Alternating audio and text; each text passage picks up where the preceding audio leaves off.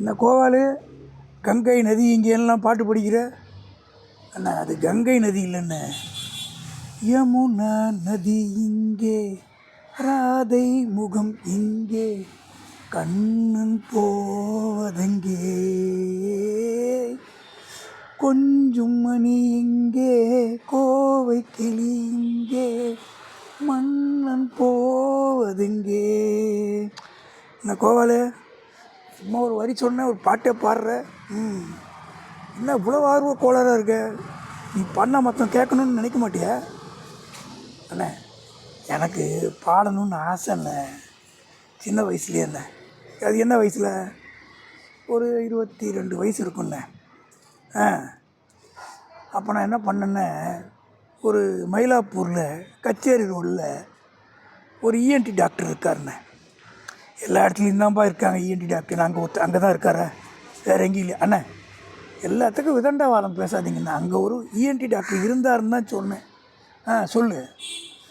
அவர்கிட்ட போனேண்ணே, இந்த மாதிரி என் குரலை சரி பண்ணணும் அப்படின்னேன். அவர் கேட்டார், எதுக்கு அப்படின்னாரு.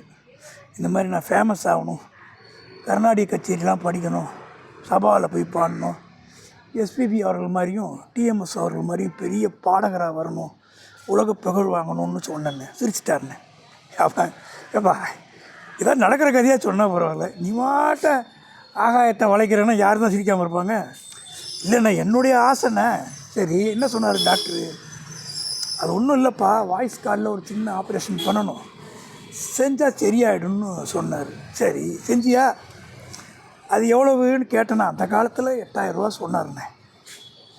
எனக்கு ஜிஹெச்சில் ஒரு டாக்டர், தெரிஞ்ச டாக்டர் இருந்தாங்க, அவங்கள போய் பார்த்தேண்ணே. அவங்கள போய் கேட்டேன், 8000 சொல்கிறாரு, இது ரேட்டு கரெக்டாக, கொஞ்சம் குறைக்கலாமா, சரியா தப்பா? ஏன்னா நமக்கு தெரியாது இல்லை அந்த ரேட்டை பற்றி. அவங்கள போய் கேட்டேன்.